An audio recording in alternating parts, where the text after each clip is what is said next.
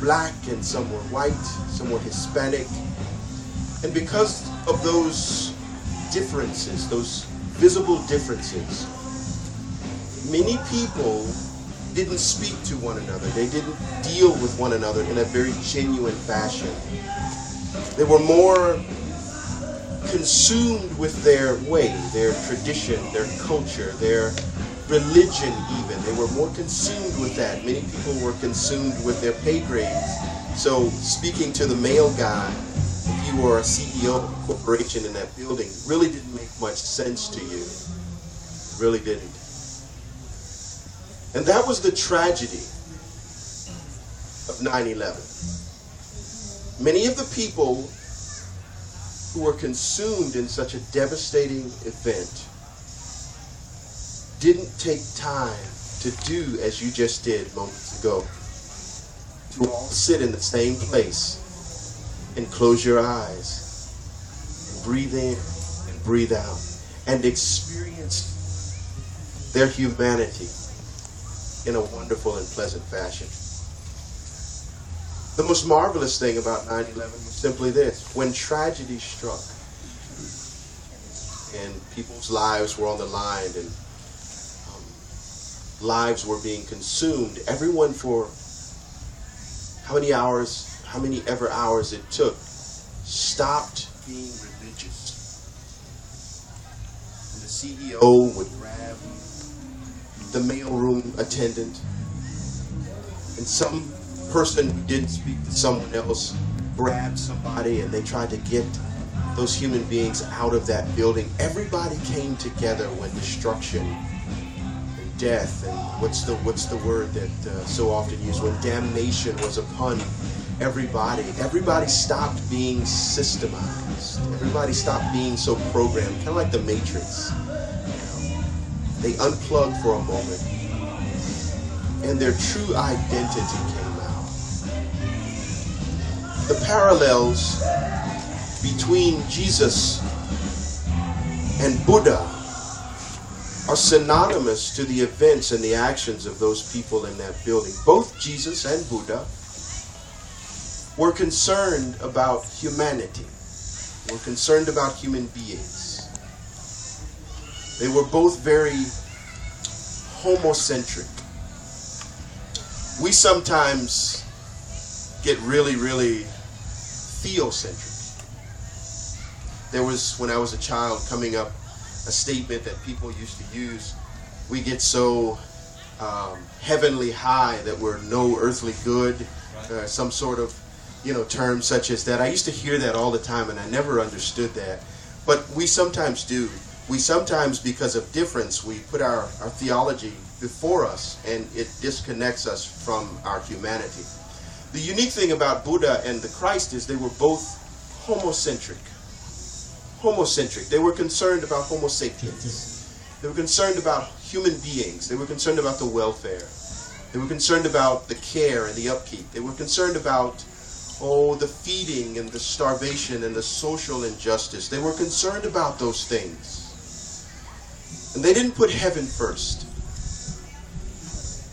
They put their neighbors first. As a matter of fact, Jesus himself, I think if I'm correct, how many pastors are present? Any pastors here? Got Susan, got two there. If I'm not mistaken, Jesus, when asked what are the two greatest commandments, now, these are the commandments. These are like the apex of, the rules. You got to follow these or you burn, And he was asked, what do you think are the two greatest ones? And Jesus said, well, love God, put the highest principle above you. That's God. And then love your neighbor as yourself. You do this, and you've covered all the other laws. You got it covered. Forget about it. You don't have to hold board meetings late in the evening to determine whether this is right or this is wrong, or should you do this thing or don't do that thing. They were both compassionate enough to know that humanity, and all sentient beings for that matter, are the most important commodity on the planet. So what is the problem today? Much of the problem today as I see it in my mind, is that we aren't homocentric enough. And that's only one aspect of it. Either we aren't homocentric enough or we don't understand homocentricity at all. It is interesting that the church teaches a great deal about love and salvation. Love and salvation. Those two phenomenon alone are quite unique to me because they symbolize so much. Love itself is the thing that Jesus talked about. It is the thing that Buddha, through his teachings on compassion and generosity, emphasized the most to ascetics and monastics, quite like myself, to be generous, to be kind, to be loving, to first do no harm, to make sure that others have equal to that of yourself. And the church often emphasizes a great deal of that. Yet when it comes to many of the basic things that humanity needs, and I'm not talking about the things like you've got to go through Congress to get. I'm not talking about those sorts of things. I mean basic things. Things such as a smile, a pat on the back, little things. You know, my grandmother used to always tell me, you can't be good for anybody if you're not good for yourself. And later in life I came to understand that. Wow. And I understood that through the Buddha. I understood that through Christ. Christ often emphasized, first do these things before you can do these things. And those sorts of things need to be emphasized in our own lives. If we are to be the homocentric people that we can be, if we are to be the best that we can be of our faith traditions, then we must first be the best that we can be to ourselves. And this is what meditation does. This is what contemplation does. I remember when I was in seminary, before I became a Buddhist monk, I was a Christian pastor. And it was always emphasized to me that you ought to contemplate the scriptures. Think on the scriptures. Think about what the scriptures are saying. Think about what the scriptures mean. And as I spent a great deal of time doing that, and many of my professors, when I came with what I thought was a profound, awakening of an answer, I would go back to them and I would say, I think I figured it out. I found out what God is trying to say. And they'd be like, no. The council will never approve that. Contemplate again. Think again. And so what I think that even Jesus himself wanted us to contemplate things deep within ourselves that moved us. Jesus, in actuality, in my mind, would want us to break the rules. He would want us to think outside the box. That's a very common term that we use. Think way outside the box. As a matter of fact, throw the box out on the trash heap and then just keep walking. Think outside the box. And that seems like a pretty rational concept to me, given the fact that the world itself is in such a great despair. And so many people need the little things. The little things, the hugs, the smiles, the hands out, those sorts of things. I think that's what Jesus was getting at. So I think that Jesus spent a lot of time meditating. It's interesting that between Jesus wandering off as a child and then coming back at 30 years of age, there's a whole lot of room, time in between there. And I've often wondered, what in the world was Jesus doing? Where did he go? What did he see? Who did he talk to? What practices did he adopt? And why in the world, when he came back, coming to a Jewish culture, would he speak so differently? They called him rabbi. But he was the first one to say, I know what the law says, but I say this.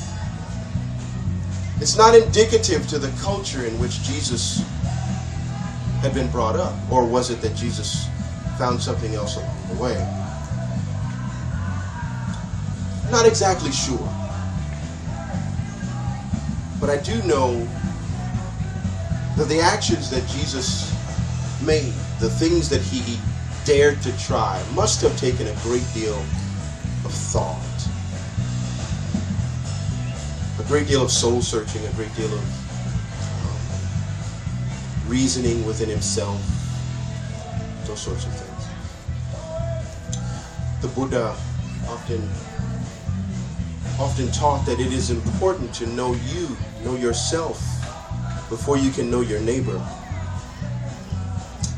And in the early years, the Buddha would often counsel with the monastics, that his disciples that followed him. And they would often come to him and ask, what is it that I need? What is it that I need to do? What is it that I should know? And the Buddha would say that all that you need to know is within. So could it be that many of the world's religious problems, many of the world's social problems, could it be that many of the world's economic problems are still yet to be discovered because we are still yet to discover ourselves? Could very well be. And I make that assertion simply because whether we are Christian or Buddhist, we spend a great deal of time following doctrine and dogma. And we follow the rules, and we follow the standards, we follow the script, we follow the leader. And we never take the time to contemplate and get to know ourselves. What a brave soul the Buddha was. To have the riches of the world at his feet. His father was a great king, he a prince. And one day he ventured off of the palace grounds and discovered suffering right outside of his door. And it is at that particular moment that the Buddha discovered himself and came to realize, wow, this is suffering. And this ought not be. Jesus, born the Son of God, as a child, went into the temple, and then as an adult ventured into those same barren and destructive, marginalized places and discovered ministry. And realized that he wanted to commit himself to such a way of life as helping those that were around him. What brave souls, what contemplation it must have taken to think that you could add to the ease and decrease the dis-ease of the culture in which you live. And so I think that Jesus spent a great deal of time meditating, searching his soul. The question today would be this: whatever faith tradition you represent, whether it be Christian or Buddhist